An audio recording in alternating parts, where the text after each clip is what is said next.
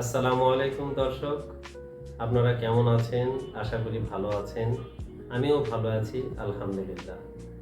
আজকের এই উপস্থাপনায় আপনাদের সামনে হাজির হয়েছি হোমিওপ্যাথি চিকিৎসক ডাক্তার এস.এম. রেজাউল করিম।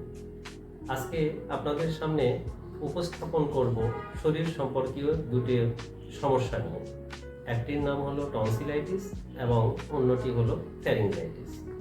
প্রথমে আলোচনা করব টনসিলাইটিস কি কি কারণে টনসিলাইটিস হয়, অথবা কি কি উপসর্গ থাকলে বা লক্ষণ থাকলে বুঝবেন আপনার টনসিলাইটিস হয়েছে। প্রথমে আলোচনা করব টনসিলাইটিস কি। টনসিলাইটিস হলো টনসিল প্রদাহ।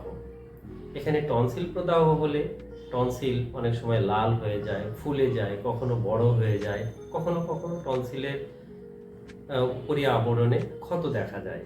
এটাই টনসিলাইটিস। এখন আলোচনা করব কি কি কারণে টনসিলাইটিস হয়।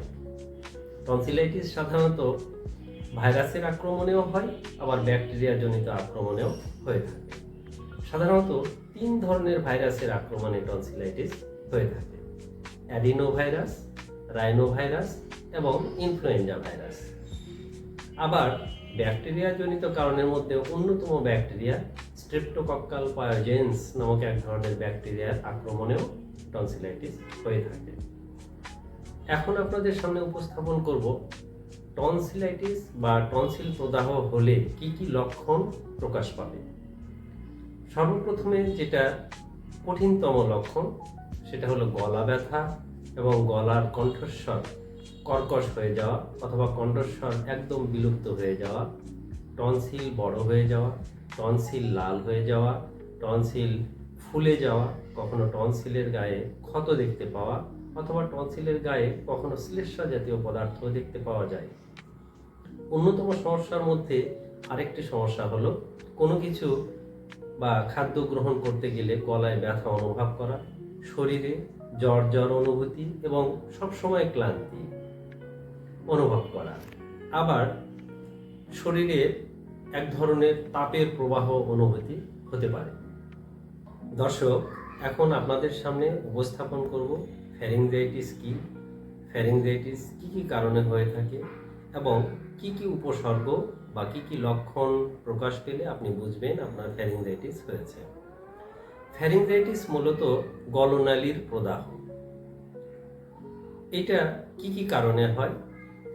প্রথমত, করেনি ব্যাকটেরিয়াম ডিপথেরা নামক এক ধরনের ব্যাকটেরিয়ার আক্রমণে গলনালীতে প্রদাহিত হয়। পরবর্তীতে পর্যায়ক্রমে সেখানে ক্ষত বা ইনফেকশন দেখা দেয়। এখন আপনাদের সামনে উপস্থাপন করব কি কি উপসর্গ বা কি কি লক্ষণ প্রকাশ পেতে পারে।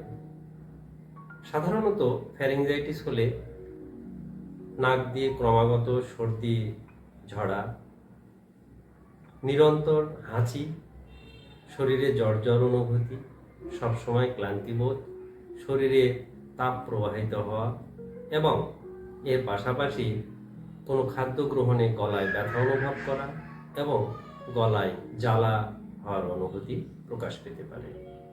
কিন্তু এই সমস্যাগুলো হলে ভয় পাওয়ার তেমন কোনো কারণ নেই। কিছু সতর্কতা, সাবধানতা এবং খাবার দাবার বা চলাফেরার নিয়মকানুন মেনে চললে এবং পাশাপাশি উপযুক্ত লক্ষণভেদে চিকিৎসা গ্রহণ করলে সম্পূর্ণ মুক্তি লাভ করা যায়।